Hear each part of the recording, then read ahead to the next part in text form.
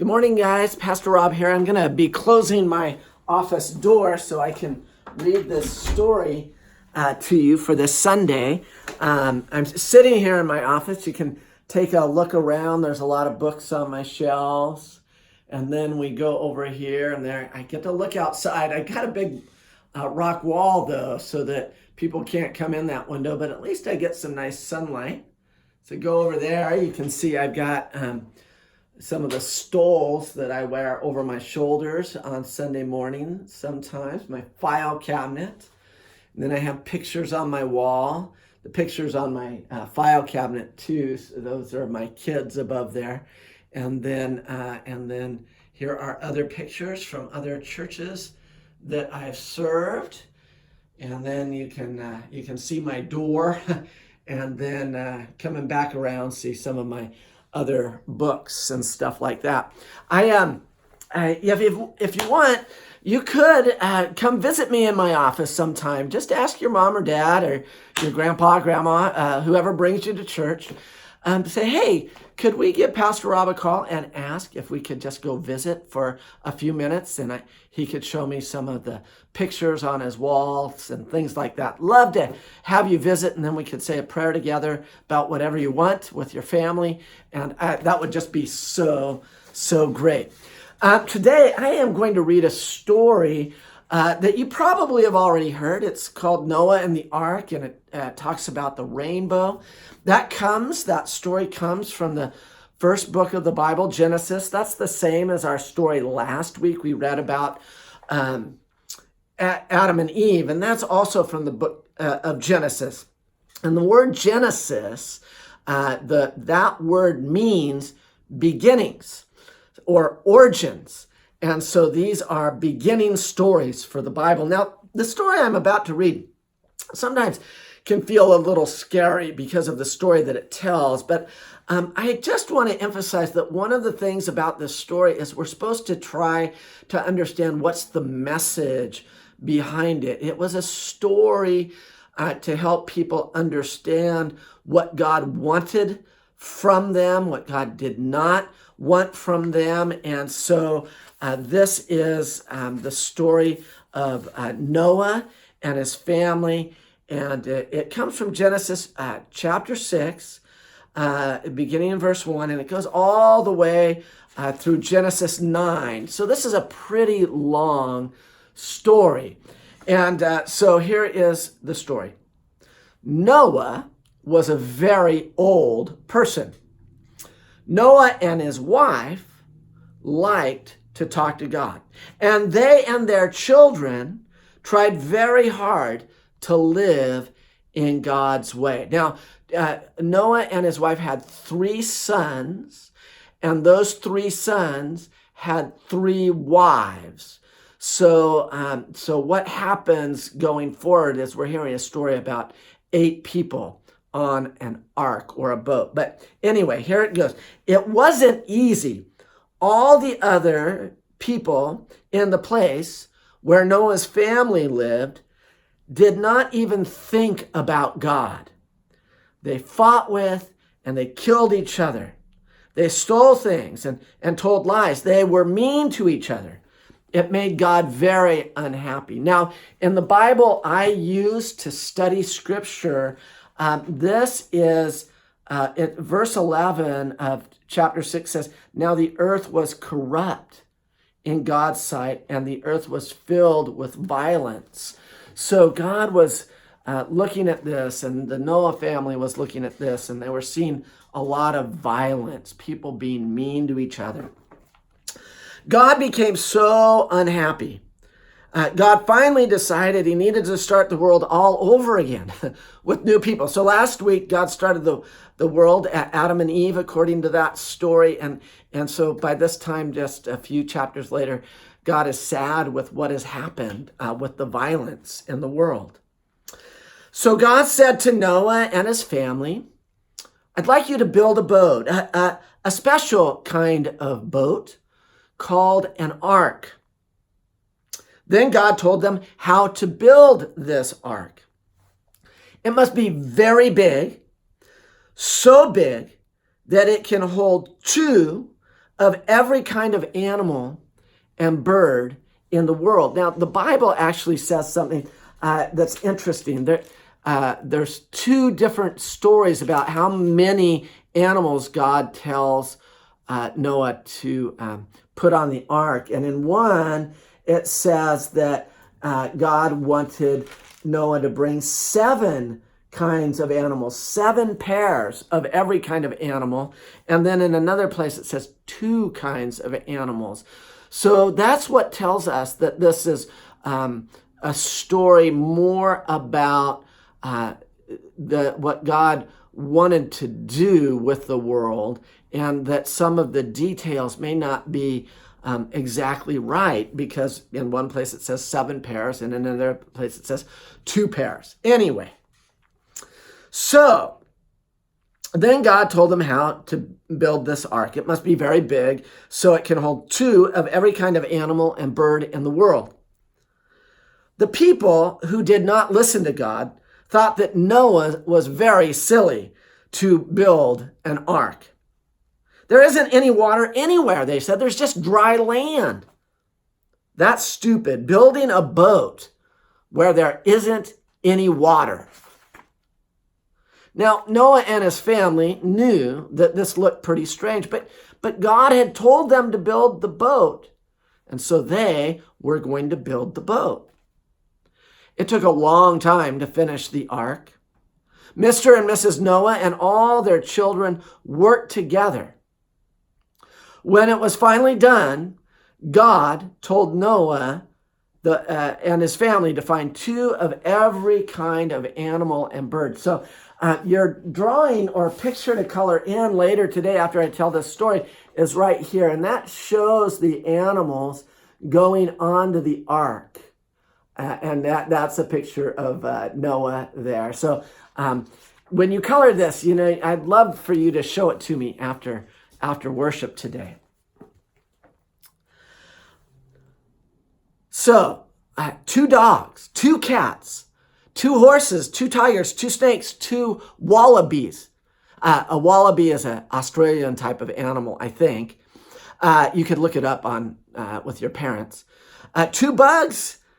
Even 2 skunks, 2 of everything. Sometimes I wish there weren't mosquitoes on that ark. It was very noisy and smelly when they had all those animals crowded into that big boat. Get in, God said. So the Noah family got into the boat with all those animals and birds and closed the door. But the ark didn't go anywhere. It just sat there on dry land. Wait, God told them gently. Just wait.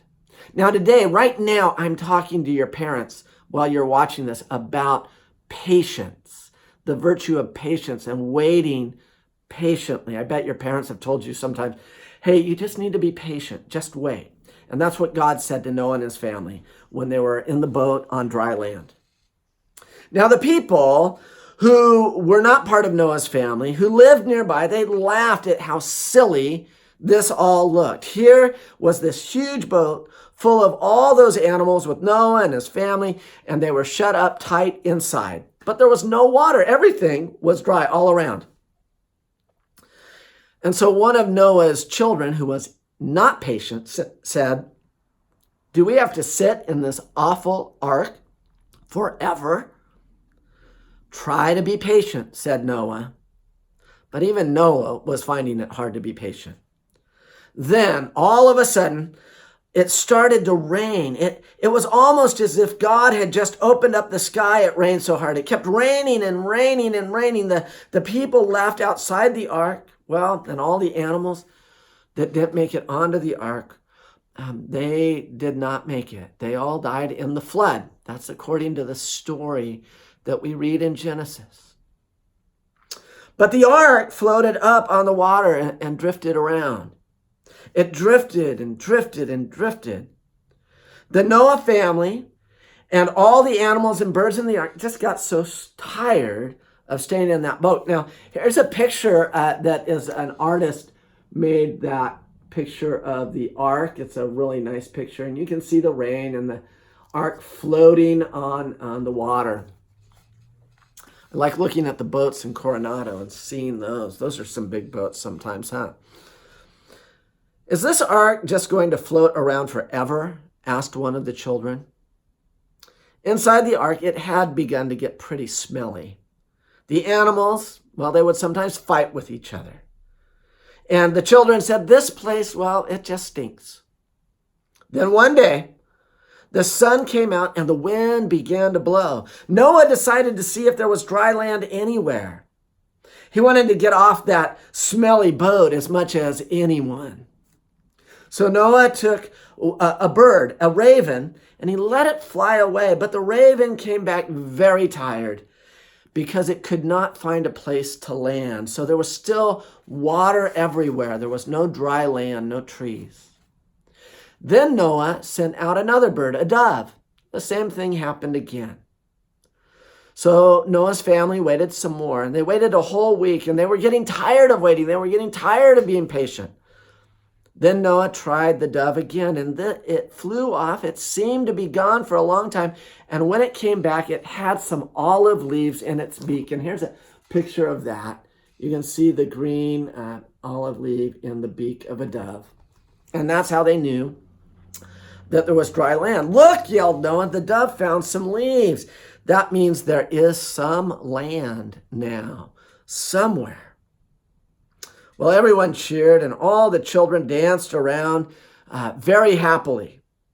Noah's family had been on that ark for 40 days and 40 nights. It had been such a long time.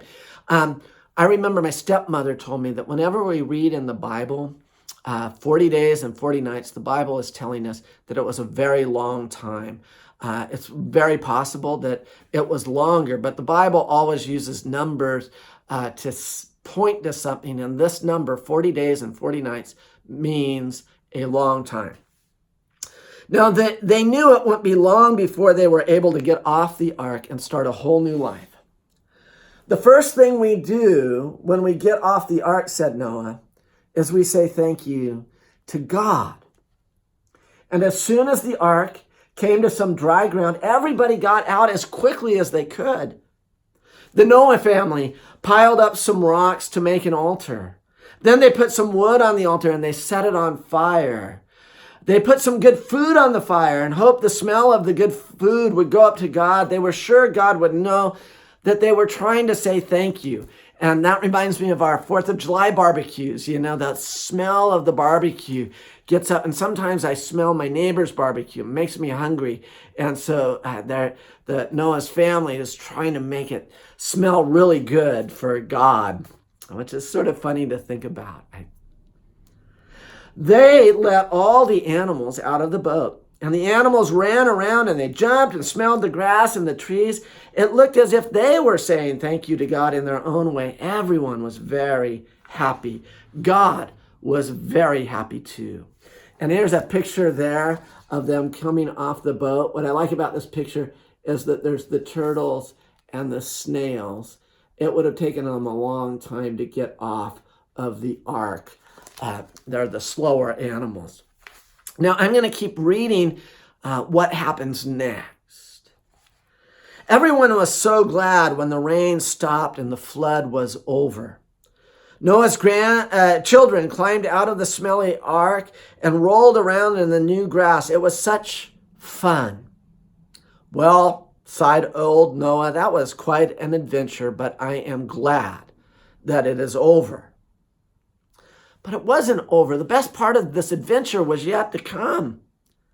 I'm going to make a covenant with you, said God, and this covenant will be with your children and your children and your children's children and your children's children's children forever. Again, that's what everybody's going to be blessed by this promise God is making.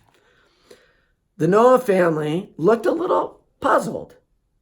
They didn't really know what a covenant was, so God told them. This covenant means that I promise not to send any more floods to cover the whole world. Even though people forget my love, I won't destroy everything in the way I did this time. That's my part of the covenant. Here is your part. I'm giving you everything, the people of the world, the birds that fly in the air, the animals that walk on the ground, the fish that swim in the sea, the grass and the flowers and the trees, everything. It's yours. Please take care of it. Be good to each other. Take care of each other. I don't want any more killing. And I have a special surprise to help you remember my covenant. Look. And all of a sudden, the whole world seemed to be smiling a funny upside down kind of smile. And everything seemed to be painted with colors. The Noah family and all the animals and birds just stopped and they looked and they all said together, "Whoa!" It was a rainbow, a glorious rainbow in all the colors of the world. "This rainbow is a sign of my covenant," said God. "Years and years from now, when people see my rainbow, they will remember my covenant with all the people of the world and with every living thing. As long as there is a world, summer and winter, seed time and harvest, when it's cold and when it's hot, day and night, whenever the sun shines through the rain, they will remember my promise. I will be their God always and forever." And then there's the rainbow. Love that rainbow. And so that's a sign of God's promise. Now, I want to tell you a couple things that we can learn from this story.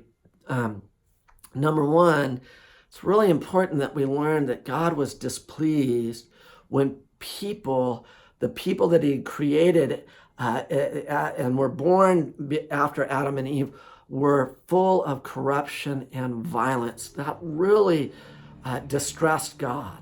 And so it's a reminder that God does not love violence. And one of the things we call Jesus is the Prince of Peace. And so I think it's important for us to remember that. The second thing is that the story tells us that God's real purpose was to bless the world and to make sure that everything in the world, not just human beings, but animals and the trees and everything, God wanted to bless it. Now, I'm going to walk into the sanctuary right now because I want to show you how our sanctuary is shaped like an upside down boat. And so I'm walking out of the office and I'm walking in. And I don't know if I can get this really good, but I'm sure going to try. As we walk into the sanctuary, I'm going to point this towards the pulpit. That's the pulpit where I'm standing while I preach and speak to your parents. But see here, there's this beautiful shape, but it goes up and it gets narrow and narrower. And so that's like the bottom of a boat. So the sanctuary, the church that you're sitting in, is shaped to be like an upside down boat. And you can see the ribs of the boat and stuff like that. And then you can look behind me, and that's in the back. And you see that stained glass window that is so beautiful. If you look at that closely, it's meant to show like a ship going through the ocean, and that's the wake of the ship. That's why so many of the colors in all of our stained glass are in the front and back of the church are green and blue. And the red is just to add a little bit more color. But the ocean and water is often so green and blue. And then when you get a reflection, sometimes you get other colors too. But this reminds us when we come into worship that God wants to have us on the boat with Noah and wants to keep us safe and wants to help us journey together in a way that blesses the whole world. So I love that story, and I love sharing it with you, and look forward to seeing you next week. All right, bye now.